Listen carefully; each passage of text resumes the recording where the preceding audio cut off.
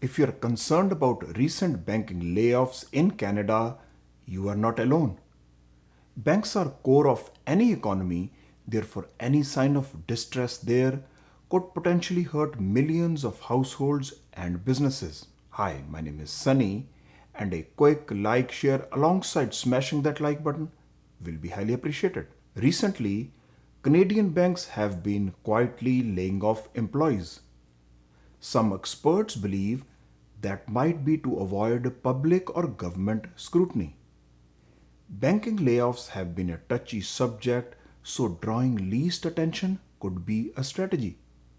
Rather than firing hundreds of people in a day, letting go of small numbers here and there could just do the trick. Especially after 2008 financial crisis, people believe banks are about privatizing profits for shareholders while socializing losses when they need taxpayer bailouts. That might be the reason. Banks seem to be laying off quietly these days to improve shareholder return. Hope you get my point. Like Canadian banks, American financial institutions too have been laying off employees this year. Economists are predicting challenging economy going forward, and largest US banks have already laid off close to 20,000 people this year alone.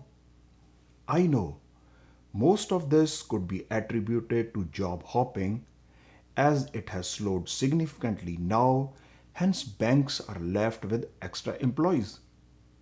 Overhiring during COVID could be another possible reason. But I believe banks might be using this time to trim their workforce while improving their bottom line. Just keep in mind, this is just the beginning in my view, and more is yet to come. The Canadian financial system has proved to be remarkably resilient till now as rates are on the rise. But increase in borrowing cost and credit losses have started to increase for the banks.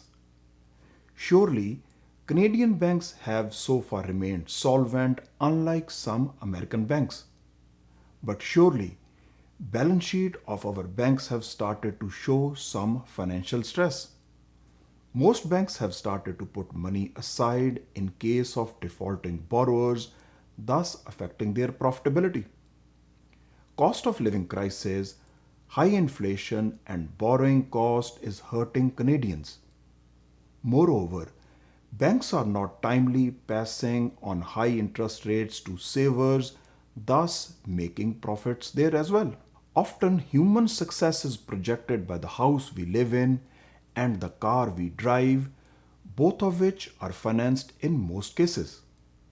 Unfortunately, in a higher interest rate environment, borrowers are witnessing a significant increase in payments in a relatively shorter period of time. If your mortgage renewal is coming up, you would have to pay higher mortgage for the same loan, whereas your home equity has gone down in a declining housing market. In most cases, your income is not paying you enough to cover this increased financial burden. Therefore, this higher cost to service debt is reducing quality of life for Canadians. Consolidation is beneficial to the company, and in most cases, consumers pay in long term. Royal Bank agreed to buy HSBC Canada, which is awaiting final regulatory approvals. Furthermore, this proposed merger will increase banking concentration in too few players, which I believe will curtail competition. But Canada's competition watchdog has already approved this deal. When consumers are facing cost of living crisis, reduced banking choices will be detrimental to a common man's interest. Until the final regulatory approvals are obtained, all companies tend to send out right signals. But after that, the hardcore capitalism kicks in where shareholder interests are paramount. As bank rates go up, financial stress in Canadian household is on the rise. Bank of Canada is worried about a rising household debt coupled with jump in mortgage payments recently. Surely many households will face financial challenges with mortgage renewals, that too at higher rates.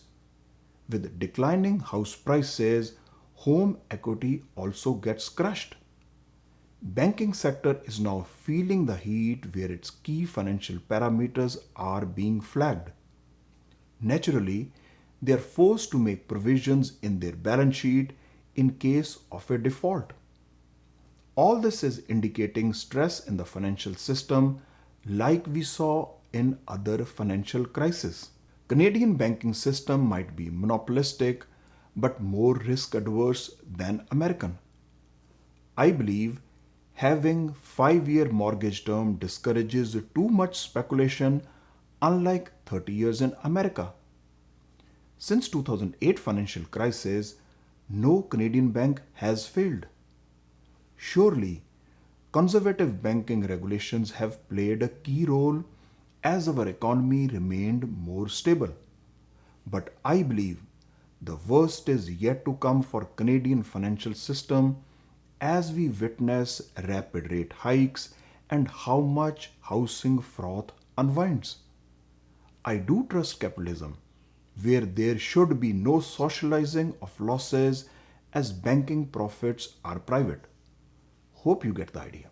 As a disclaimer, I'm not a financial advisor. Please consult one before investing based on your personal financial situation and don't forget to do your own due diligence. If you like the content that I make, please help me and my channel by liking, sharing, and subscribing to it. Thanks for watching and see you in the next one.